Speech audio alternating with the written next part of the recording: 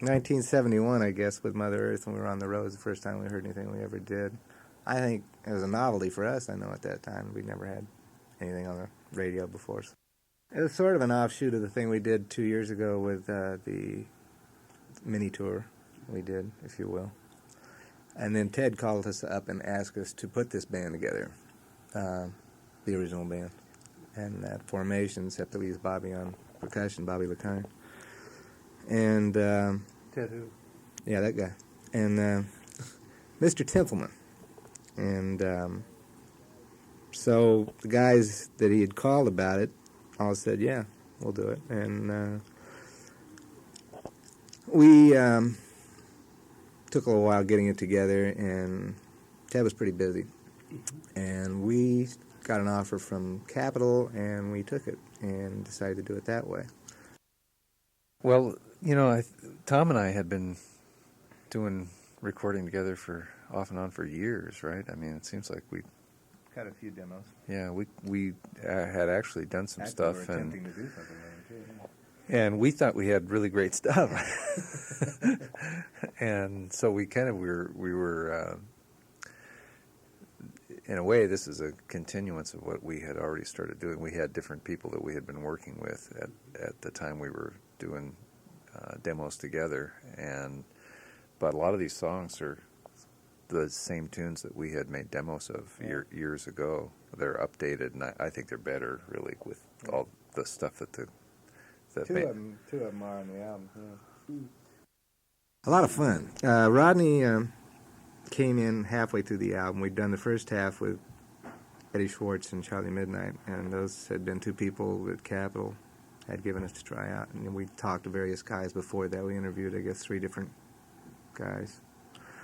And we started working with them, and we reached sort of an impasse, and so that was disassembled, and we got Rodney. After talking to him, we decided to try and do it with him, and he worked out great.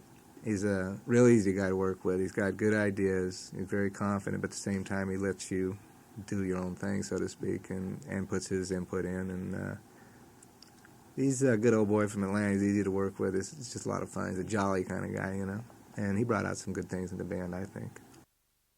It used to be, it's one of the songs that Pat was just referring to that we had recorded at one time. It used to be called Rock With Me, and it got changed around to The Doctor because Eddie Schwartz and Charlie came over to my house one night, and he was saying something about the chorus needed to be changed. So he wrote a chorus for it. So that's why his name is on there along with mine. He's got the whole world in his hand. It's my man, John. He's got the whole world. No, the song was already written, you know, the way it is. And then the chorus was changed, and it sounds like it does now. And the words were changed because of the chorus. So that's how that came to be. There was a little discrepancy about what was going to be the first single. We all seemed to think that it should be The Doctor, and that's what it's ended up being. They wanted to do another one, and they came around to our way of thinking. I don't want to say that because that's not really the way it was. I guess in most cases, the record company probably does make that decision. I mean, unless we have strong feelings for a song. South of the Border was written fairly recently, about, I don't know how many months ago. I would safely distance it around a year ago, because I'd written it before we ever did this album. But it's not that old. It started out, I'd written it one way, and it kind of got changed around.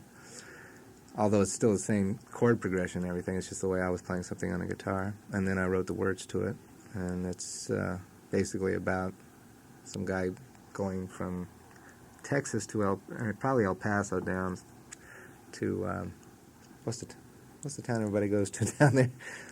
Juarez. Oh, Juarez, yeah. Juarez, I think. I didn't say that in the song, but that's what it's kind of implied, I guess. No, I mean we are the original band. We started out this way, and I mean we are who we are. I mean, how can you be pressured by who you are? I mean that's no ego involved here. It's just the people play what they play. they are an expression of who they are. It's just you just do what you do. To me, it was more of a pressure to not be a cliche, maybe, to sound like what we are, basically come across with the tunes that we write and the way we write them, but to update them, I guess, or to make them as modern. Not modern isn't even the word, but just to I think it's the same pressure that we've always had, really, in a way, to do the music to the best of our ability and to make it sound good. You know, I mean, there are tunes that we've done throughout our career that I wish had come out better. You know, Really? I So mean, even some hits and things like that? I wouldn't say the hits so much, but I even those, I suppose. You know, I mean, there's every time you hear something, you go, geez, I wished I would have been able to put that other part I was thinking about onto this tune, or gee, that lyric is so stupid. Why did I write that? You know, why didn't I write a better lyric? You know, that just is a dumb thing to say in the song. You know, I think for me, listening to old songs, especially on the radio, I don't listen to them critically anymore. I think it's I think I listen to them more as the average listener might, after having heard it as a hit record. I appreciate it for the time that it became a hit or whatever, and instead of thinking about the sessions or thinking about situations, I think about what I was doing in those days. It takes me back to another time. Well, I think Pat would agree on Jesus Is Just All Right. Great song. I think we did a pretty fair job with it on the arrangement. A little slow. A little slow, and I think a couple of the edits were a little off, and some of the arrangement could have been a little better. I think the song we did it originally in rehearsals was on a higher tempo, had more energy to it, and just had a sparkle to it that just slapped you. It came out well, and I have no complaints about how it came out, other than I think it could have been better, and I think Pat would agree to that. One chain, it's Four Tops tune from, gosh, I'm not really sure when that album came out. I think the early 70s, maybe, something like that. And I think it actually maybe was not a big hit for him, but it did get airplay. Probably more of a black hit maybe than anything. I used to do it with my band in clubs, and I always thought it would be a good tune to record. I really enjoyed playing it. Whenever we played that in the clubs, everybody would get up and dance immediately. It was just one of those songs. And when we went in to record it, I had in the back of my mind, in fact, I think I kept mentioning it, that I thought I had this Four Tops tune that I thought was really good, and I didn't have the record. I couldn't find the record anywhere. And one day I was down in like the ghetto, basically, in San Francisco, and I went into a record store, and they had a whole bunch of old records, and I searched through the stacks of records, and I found the record and the tape, of all things, both in the original package, original issue, and I bought it and brought it into the band and played it, and everybody seemed to like it. And we didn't really know whether we were going to use it or not, because we had so much material that had been written for the record. And then in the end, we went ahead and did it because it was real easy, and so we worked it out. Teddy sent that song over to Tom Wally, who is head of A&R in Capitol, and they sent it up to us with the idea that they thought it would be a good song for us to do. They thought it would be something we could adapt to our style, this version of the band style. And we did it real quickly in the last week of recording, and it came out like it came out. In fact, they put the keyboards on it while they were mixing, so it was pretty rapidly done.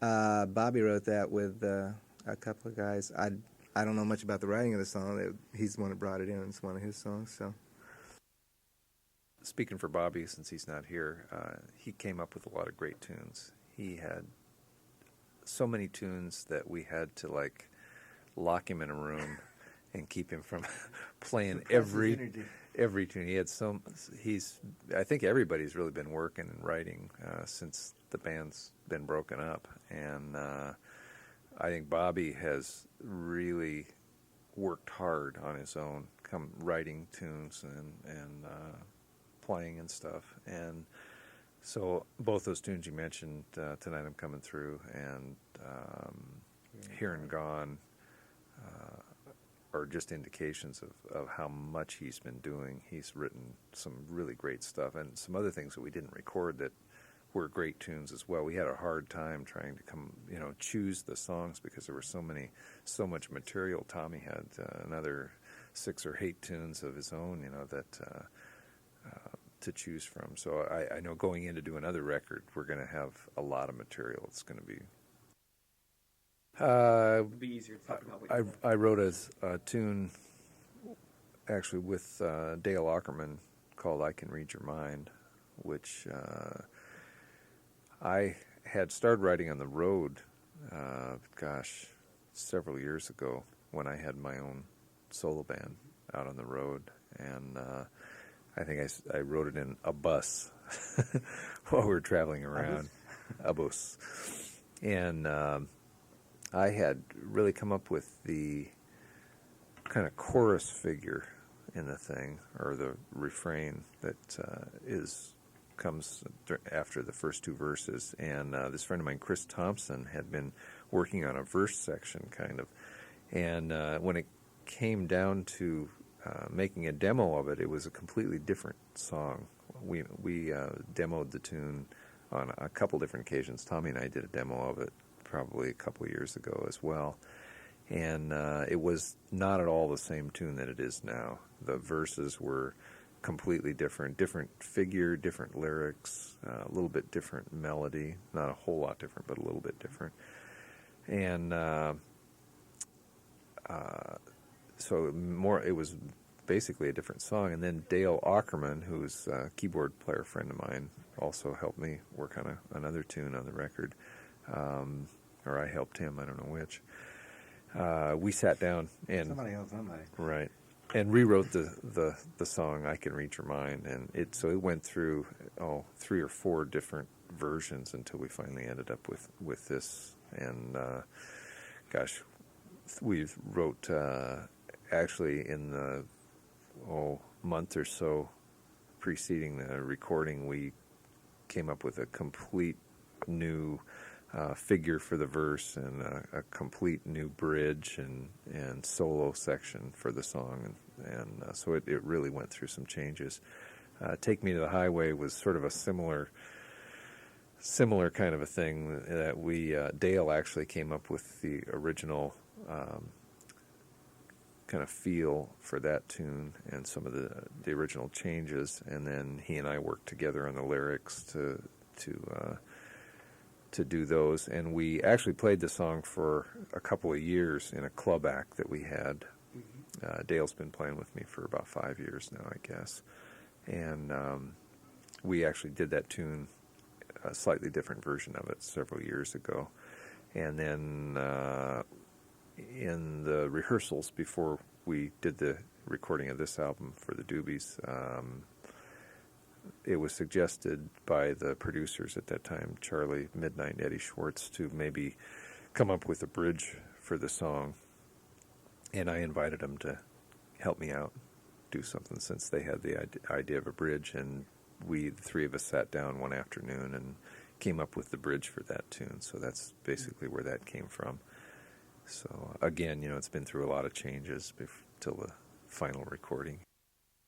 We have sold, I'm telling you, we have sold 5 seats already. And we are thrilled, really. No, we're doing real well. The first figures coming back from Denver is that we're doing very well. 15,000 first day on first sale. So we're real happy that people really want to see us, and that we hope that this time we have a different stage light other than magenta. I'll take a sip. Oh, the demographics. First of all, we had a lot of people going through the crowd, and the first thing we found was that all the people were alive. And then we did an age breakdown, and we Now don't do this to me, boys. And I quit it. We actually. Comedian in the band. Oh, yeah. I'm not. It's just my breakfast. We actually had a mix for the reunion tour. We had a whole lot of folks that had been with us since day one, so they're in that age group, and we had a lot of new folks, younger people had never seen us before, and they seemed to enjoy it as much, if not more. At least their exuberance was more, and that actually spurred the other folks on. So we had a lot of folks liking the same thing that the other folks were liking, and all the folks liked it, so we're very happy about it. Cyclical, like the nature Cyclical. of that. Yeah. What he said. What he said. I like what he said. That's right. That's why the cycle is upside down. I mean, that's true. If you go to the Yin Yang, which is a small Chinese bar, they have the cycle on the top and cycle on the bottom. It's just cyclical. Things come around, and it's always repeating itself. And that's why I finally got rid of my phonograph. Geritol, I would say. Good Jericho. Vitamins, prunes. I got to answer that one seriously. Music stays, in the. Never mind. He doesn't. No, I mean, if it's a good song, it's going to stay. It's going to stick. And if it wasn't a good song, it wouldn't stay around. And I think the songs that the guys write are good enough and substantial enough to really. I mean, I have it on my toilet wall. Thanks. No, they really are good songs. That's why it's still around. Quit it. Just quit it, boys. Quit it. I became one. I wasn't when I first heard them. Well, I did kind of like the song a little bit. They were a new innovation, that's for sure. I was listening to mostly R&B and soul music and blues and stuff like that. That's what I was into. And they came along, so I didn't really quickly identify what they were doing. But I ended up playing their songs in the bands I was in high school and stuff. And then later on, they had a bigger effect for me, I think, more when they got into the psychedelic era. I liked a lot of the songs that came up before that. I thought they were good tunes. But I was especially attracted to Sgt. Pepper's type, things and Magical Mystery Tour and all that kind of stuff, because I can go back and associate my life and what I was doing then and what was happening. And I could deal with a couple of early ones, too, but I wasn't quite to the point some people I saw in school wearing the buttons and the hat and the boots with the Beatle pictures on. I wasn't quite into that. When I first heard the Beatles, I was probably about, I must have been about 15 years old.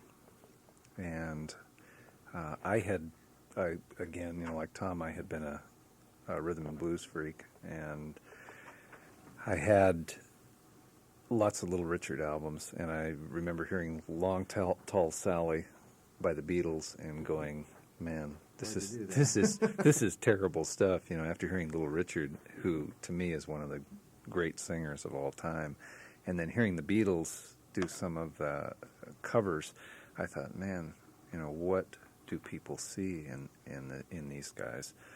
And then that Meet the Beatles, but the very first album, I guess it was just The Beatles, right, came out, introducing or whatever, and it had their pictures on a kind of a dark blue cover, just their faces, and on that album there were mostly originals, and when I heard those songs I went, oh, I see these guys can really write songs. Now these are great songs, and I played the guitar then, and in listening to what they played, I noticed that there weren't any very good guitar players in the band. Nobody really played the lead guitar. And I'd been listening to the blues and Chuck Berry and Bill Haley and stuff, and those to me were great pop guitar players for the era. And then you heard the Beatles, and it was like, man, these guys are like not very good guitar players, and their guitars are out of tune all the time, and you could hear that on the records. But that was part of the charm, I think, of the band, was the fact that they may not have been great lead guitar players, at least at that time, but they knew how to come up with good lyrics, great harmonies, and guitar parts that, whether they were great leads or not, they would stick in your mind, and they were tasteful stuff, you know. So I really got into that first album after listening to it for a while. From then on, I was pretty much a Beatles fan. I ended up playing all the high school dances and stuff when I was in high school, and of course we did just a ton of Beatles tunes. We all had Beatle haircuts, we all had Beatle boots, we all had Beatle coats. I mean, that was, I would say they were one of the major influences in my career, I think. She's So Fine, I think, isn't that? I Feel Fine. That was one of my favorite tunes, I think, when that tune came out. I loved the feedback, and that was like the first early feedback that anybody really did, you know, between the Beatles and The Who. I think that was like the Yardbirds. I loved loud guitars. You know, I was really getting into that kind of a thing, and that was the first feedback the Beatles did. And from then on, it was Jimi Hendrix all the way. Well, I think Pat covered it. The Beatles were obviously a mark in the music history books, and they changed the whole stream of music, the way it went, the way people thought about it, the way people approached it. The intellectualism of the band in the long run came through, which was something that was necessary, I think, you know, to move things along, and it stayed with that group all the way down the line. I think the whole band, Ringo's a drummer and as well as the guitar players, but you know, the whole band as a unit was a magic. You know, when you start singling somebody out, whether it's Gene Krupa or not, I mean, everybody has that strength, and he made that section of the band work. Yeah, it's the chemistry, especially in rock, more than any other form of music. It's the personality of the people together that make it. I think Ringo was great, and had a chance to meet him very, very briefly, and he's quite a character. And he's a marvelous actor, too. I mean, I think all the members of the band have an intellectual side to them that most people don't know. Very serious, very intellectual, very thinking, very knowledgeable, and that added to that band. Now, very esoteric. You know, like Norwegian Wood was a song that ever so haunts me daily. And I'm saying this, I mean this very seriously, because it has such a great feel to it. All in all, though,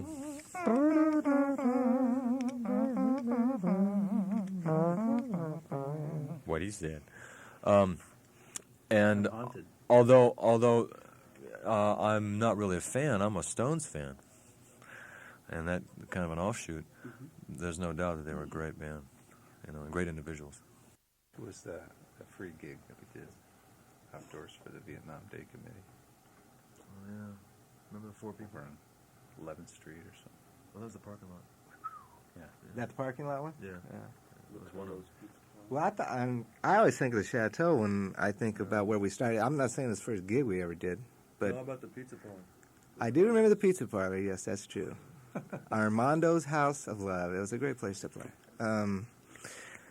We played a lot of funky gigs, but the early days were basically, I remember the Cellar, for instance, where we rehearsed day and night. But we did it because we wanted to, because it was fun. It wasn't like a job.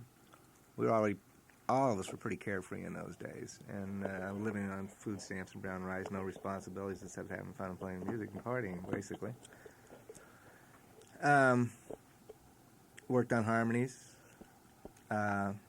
Being as how we were all Moby Grape fans, I think that had an influence on us musically a little bit with the harmonies and the different kind of guitars, pads, finger picking, my rhythm and stuff, the drumming, everything. I mean, we didn't try to emulate them, but they had a strong influence on everybody in this band. And we were like everybody else. We were just trying to make it, you know, just whatever we could get, wherever we could play. As far as the Hell's Angel thing, we weren't ever a biker band, per se. Some of us ride motorcycles, and still do.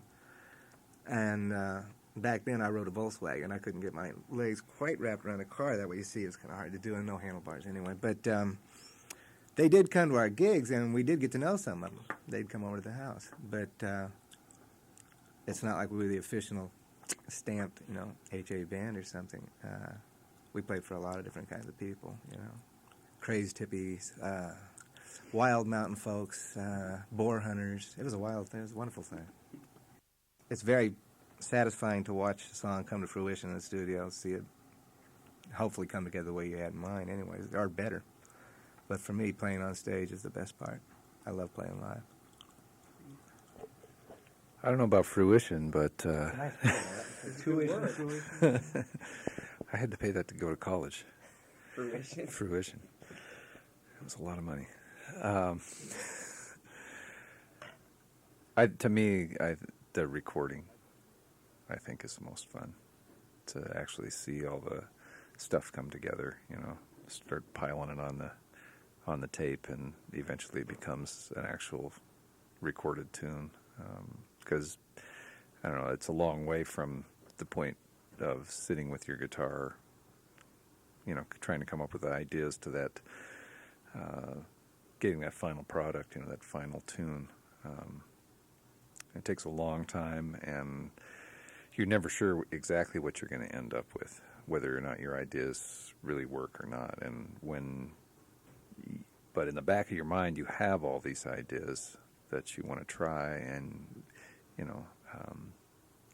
by the time you actually get it down on tape, it can either be a lot less than you were hoping for, or a lot more. And usually it's a lot more. If you have any confidence in the tune at all, and you feel good about the direction in the first place, once you actually finish the recording process, it's usually real satisfying. Yeah, I can usually, at least I have an idea of where it's going. I know kind of what I'm looking for, and it's real hard to know what it's gonna sound like in the end. You hope it's gonna take on this certain sound, but not until you actually get it down on tape do you know whether your ideas are silly or whether they actually work. Sometimes you do things and then it sounds ridiculous. It was different than what I conceived, actually. I think I conceived of it as a little rougher thing than what it. I didn't think it would be as much of a production as it turned out to be. I thought it would be more funky, kind of backwoodsy, country thing. Squirrels. Exactly, some squirrels and noises. And in the end, it became more of a polished production. So that was actually, I was pleasantly surprised by that too. Creatively, I agree with Tom in certain respects. I love performing live. I think it's a great, it's an instant feedback, number one. And although I appreciate the studio, I think that there are certain aspects of the studio that define explanation. I personally find it interesting when all the members of the band are out, or segments of the band are in the studio, and the engineer can't find the on switch. I think that creative process is incredible to watch the panic. I know personally they had a personal dry cleaning service come in just for that occasion. I know. Mark made to go down in history. That was a mark to go down in history. Thank you, Tom. I think every aspect of that film sort of is inherent in every rock and roll musician's life. Everything that you can think of. That they carried it to extremes, but from amplifiers that go to 11 to guitars that never get played because they're original. So you can't even touch them. I remember one night actually playing a gig somewhere where we used to do a lot of special effects, explosions and fiery gongs and dry ice and the whole thing. And we caught the stage on fire, and the curtain started burning up, and they brought a big ladder in, right in the middle of we're playing away, and the roadies are climbing ladders trying to put out the curtain had caught on fire. We pretty much burnt the curtain up in the hall, and the hall was like filled with smoke, and the people were choking, and there were ashes in the air and everything, and that was like a very embarrassing moment in our lives. Driver cut the main power cord in half. They did a 20-minute drum solo, the two drummers. We did that out in the academy Lincoln, too. Nebraska. No, that was remember down south. I can remember also being downstairs at some hall we were playing at, waiting for the doctor to arrive so that the whole band and all the roadies could get a shot of tetracycline. Basically, seriously, everyone. We had a chest called.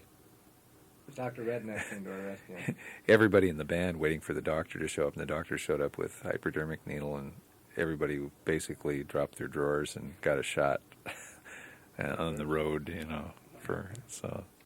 I always thought, I wrote a lot of songs in those days about being carefree and having a good time and stuff, and that's probably what that song came from, Footloose, fancy free, frolicking about. No. I was just sitting in my bedroom and playing guitar. It just came to being. I called Ted and I said, I think this song's going to be a good one. And he said, well, maybe with some changes, I don't know. What a yo-ha that was. So we got down there and we really didn't change it. It kind of went the way it was written.